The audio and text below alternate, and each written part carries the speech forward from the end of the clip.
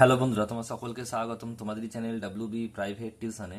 তো আজকের এই ভিডিওতে আমরা রায়মার্টিন প্রশ্নবিচিত্রা 2024 ক্লাস 6-এর পরিবেশ ও বিজ্ঞান বিষয়ে যে তোমাদের 7 নম্বর স্কুল রয়েছে বীরভূম জেলা স্কুল, তো এই প্রশ্নপত্রের উত্তর নিয়ে আলোচনা করব।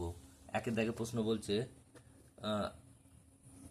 নিম্নলিখিত প্রশ্নগুলির সঠিক উত্তর নির্বাচন করো। একটা আকৃতিগত পরিবর্তনের ফলে বস্তুতে সঞ্চিত হয় স্থিতিশক্তি। অক্সানোমিটার বৃদ্ধি স্কেলটি বলছে বলছে অঙ্কায়িত কথাকে মাইক্রোমিটারে। রক্তে অবস্থিত প্রোটিন হলো গ্লোবিউলিন।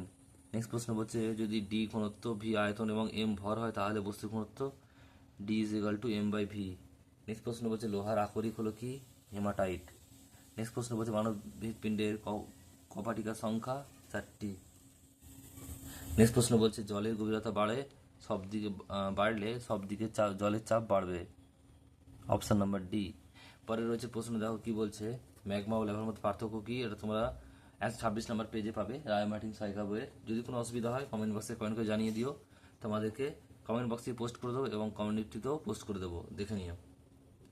পরেরটা বলছে, দেখো দুটি সবুজ জ্বালানির নাম লেখো। এটা হচ্ছে কি সীসামুক্ত পেট্রোল আর হচ্ছে সালফার মুক্ত ডিজেল।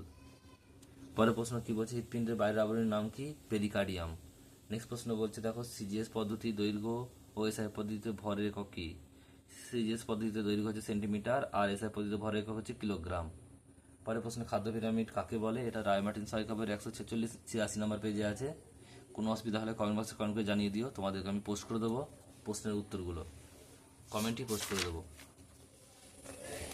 পরের প্রশ্ন কি বলছে, দেখো শক্তির রূপান্তর উল্লেখ করো। মেঘ গর্জনের কাঁচের জানলা ভেঙে যাওয়া, সৌরশক্তি থেকে যান্ত্রিক শক্তি। দুটি বলছে শ্বাসরঞ্জক পদার্থের নাম লেখো। হিমোগ্লোবিন আর হচ্ছে হিমোসায়ারিন। নেক্সট প্রশ্ন দেখো বলছে, একটি বিছানার উপর চাদর টান টান করে বিছানা আছে।